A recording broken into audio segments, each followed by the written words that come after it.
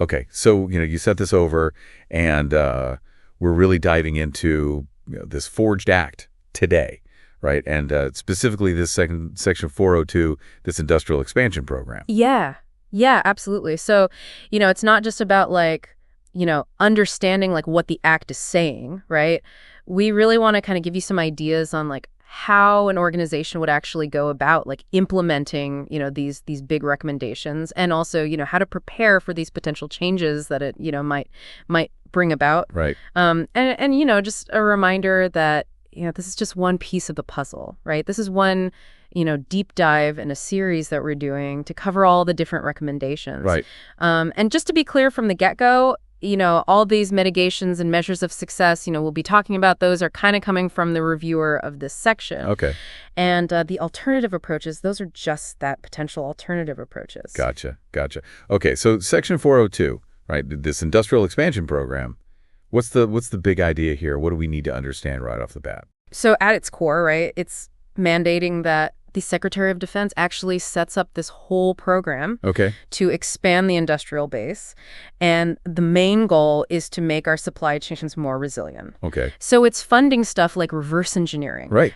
Basically taking things apart, seeing how they work so we can maybe make them ourselves. Right. And then so making sure that a new part or a different part actually meets all the standards. Okay. And the idea here is to make sure we're not so vulnerable, right? We have options. So it's like having a backup, right, just in case something happens with a supplier. Exactly. And so it's prioritizing funding, for this resilience. Okay. And then it also has some interesting exemptions from, DR's requirements. Yep. Those are sometimes, they're there for a good reason, but they can really slow things down. Yeah.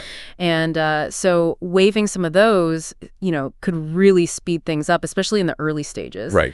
And then there's also this preference that it states for using prototyping, under 10 USC 4022. Okay. So, it seems like they really want to develop and test solutions quickly. Yeah, that makes sense. Things change so fast. Exactly. But this whole, being prepared isn't really a new thing, is it? You're right. This isn't something that just came out of nowhere. Yeah.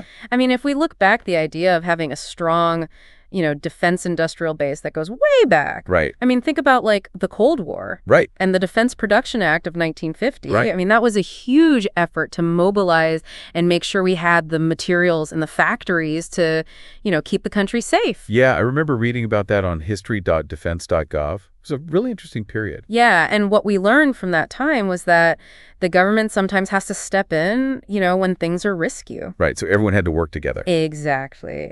And then after Vietnam, the GAO started to point out that we were becoming too reliant on just a few suppliers. Oh, so that was a problem. It was a big problem because what if something happens to that one supplier? Right, that makes a lot of sense. Right, and those reports from back then, they're probably still around somewhere, but they really highlighted that, relying too much on one source is dangerous. Yeah. And then, in the 90s, when the Cold War ended, the focus kind of shifted to things becoming obsolete. Right. Things just getting old and not being available anymore. And again, that same problem of relying on just one supplier. Right. You can find some interesting reports about that on crreports.congress.gov. Okay, I'll check that out. Yeah, it's interesting stuff. So it seems like, each of these times we learned something new about how to manage our supply chains. Exactly. And then in the 2000s, the Defense Science Board, which you can check out at dsb.tiv2.mile, they started recommending things like reverse engineering and, more flexible ways of buying stuff to deal with these problems. Right. And groups like innovation.defense.gov, they were pushing for this idea of a rapid industrial response. Okay, so being able to adapt quickly. Yeah, exactly. And then, even recent NDAAs, they've had different things to try and strengthen the supply chain, Right. but it's been kind of piecemeal. Yeah. So this Section 402, this was introduced in December 2024 Right. by Senator Wicker, and it seems like it's trying to bring all these lessons together into one big strategy to deal with today's challenges. Right, because those challenges are a lot different than they used to be. Exactly. Okay, so we've got this plan that builds on, decades of experience, but what's the best case scenario here? If this all works out perfectly, what are the big benefits we should see? So the reviewer outlined 5 main things. Okay, let's hear them. First, we should see a much more resilient supply chain overall because we're going to be actively funding, backup sources for those critical parts. Right, so if something happens to one supplier, we have other options. Exactly. And then second, because we'll have these backups and we'll be able to maybe reverse engineer some things, we should see fewer shortages. Right. And we'll be better equipped to deal with things becoming obsolete. Okay. So that should mean, better mission readiness. Which is the whole point, right? Exactly. And then third, the exemptions from those D-first requirements, those should really speed up the procurement process so we can get new capabilities to the warfighter faster. Makes sense. And then fourth, because we're going to be prioritizing the most critical needs, with the funding, we should see a better use of those resources. And then finally, this program, it should help us improve our own in-house ability to produce and maintain equipment. Right, so we're not so reliant on outside companies. Exactly. Okay, so that all sounds really good in theory, but, we both know that with any big project like this, there can be some snags. What are some of the potential downsides that, we should be prepared for? Yeah, that's a really important point to consider. Yeah. The reviewer pointed out several things. Okay. First off, this program needs a lot of money, and that could put a real strain on the defense budget. Right.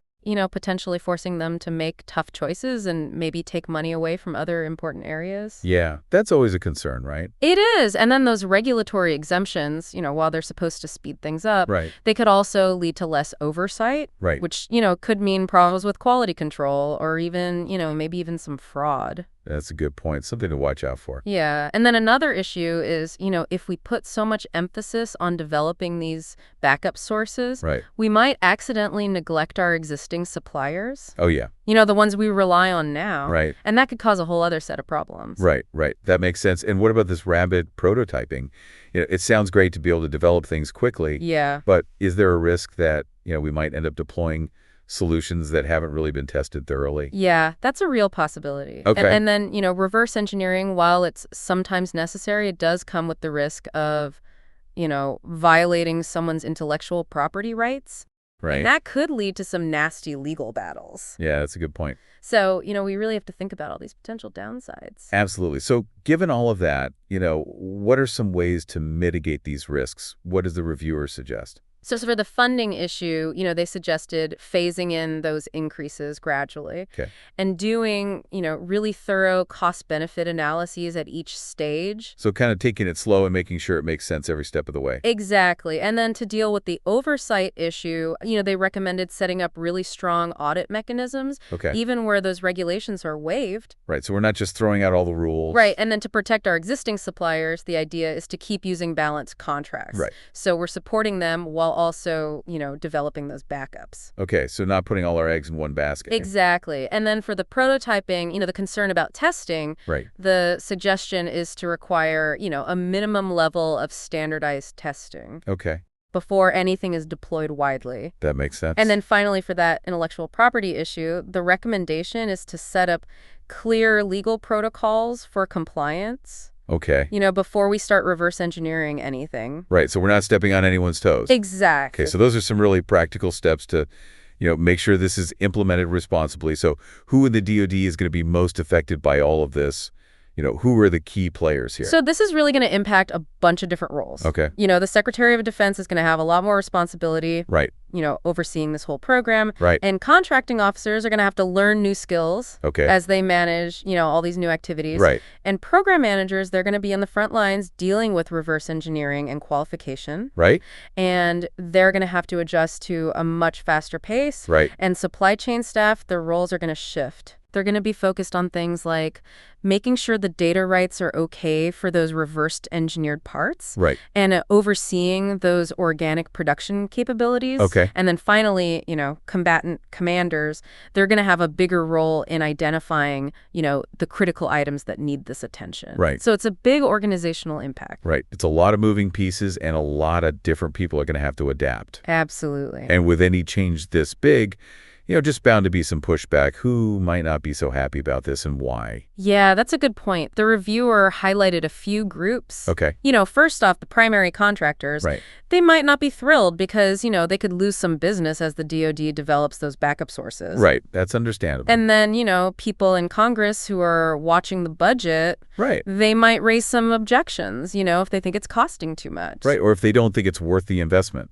Exactly. And then the companies that own the intellectual property, the patents and copyrights, right. They're going to be worried about their rights being violated. Yeah, that makes sense. So, it's important to understand who might resist this. Yeah, absolutely, because getting everyone on board is going to be key to making this work. Exactly. Now, besides, getting people on board, what kind of resources are we going to need to make this happen? So there are a few big things that we'll need. Okay. First off, there's going to have to be dedicated funding, right. specifically for those prototyping efforts and for setting up those organic production systems. So we're talking about, a serious investment here.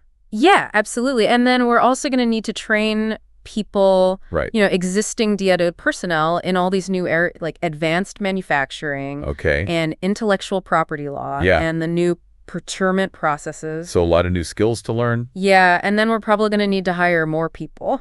right. To handle all the extra work, like, testing those new prototypes, doing those audits. Right. And making sure we're complying with all the intellectual property rules. Right. So it's not just about the policy itself. We need the money and the people to make it happen. Exactly. Okay, so how will we know if this is actually working? What are the metrics for success that the reviewer suggested? They suggested 3 main things to track. Okay. First, the growth in the number of viable secondary sources. So how many backups we have for those critical items? Exactly. And the goal is to increase that by 20%. Okay, so a pretty significant jump. Yeah, and then second, they want to see an improvement in those mission capability rates. Okay, so we should see fewer disruptions. Right, and they're aiming for a 15% boost. Okay. And then the third metric is how quickly we can procure things under this program. Okay. The goal is to cut that time by 25%.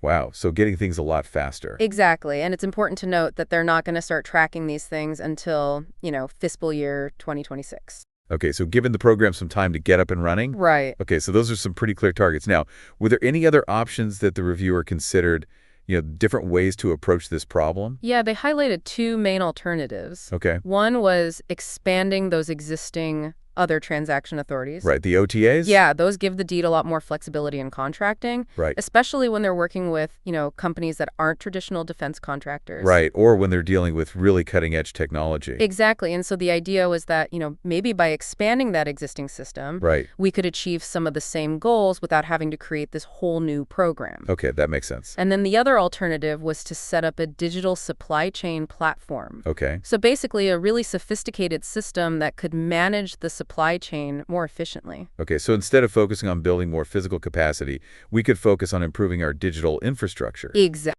Okay, so 2 very different approaches, both with their own pros and cons. Right. Okay, well, we've covered a lot of ground here today. We've really dug into this Section 402 of the Forged Act, this industrial expansion program. And it seems like the big goal is to make our defense supply chain stronger. Right. And to speed up the whole process of buying things, by developing these secondary sources. Right. And streamlining the acquisition process. But we've also talked about, some of the potential challenges, like the budget issues and those intellectual property concerns. And we've looked at some ways to deal with those challenges. Absolutely. And, we've identified who the key players are in the DOD. Right. And talked about, who might not be so happy about this. Yeah. And then finally, we've looked at those metrics for success. Right. The other strategies that were considered. And just to remind you, those mitigations and measures of success, those are all suggestions from the reviewer. Right. And the alternative approaches are just potential ideas. It's not set in stone. Right. But this deep dive should give you a good foundation for understanding, how to approach implementing this part of the Forged Act. Absolutely. It really highlights, just how complex this whole thing is and all the different things we need to think about to make it work. Right. So, given everything we've talked about today, the history behind all of this, the ambitious goals, the potential problems, the strategies to overcome those problems. Right. And all the different people involved, what do you think is going to be the biggest challenge to actually making this industrial expansion program work? That's a tough one to say. It is, isn't it? There are so many factors to consider. Or, another way to think about it, what are the key indicators that you're going to be watching to see if this is actually making a difference? Yeah, that's a great question. It really makes you think about the real-world implications of all of It this. does. Well, this has been an incredibly insightful deep dive. It's really given me a lot to think about. Yeah, it's been a great discussion. And, as we said, this is just one piece of the Forged Act. Right. There's a lot more to explore, and we're going to keep digging into all of it. We are. So thanks for joining me for this deep dive. Thanks for having me. It's been a pleasure. It's been great. And we'll see you next time for another deep dive into the Forged Act. Sounds good.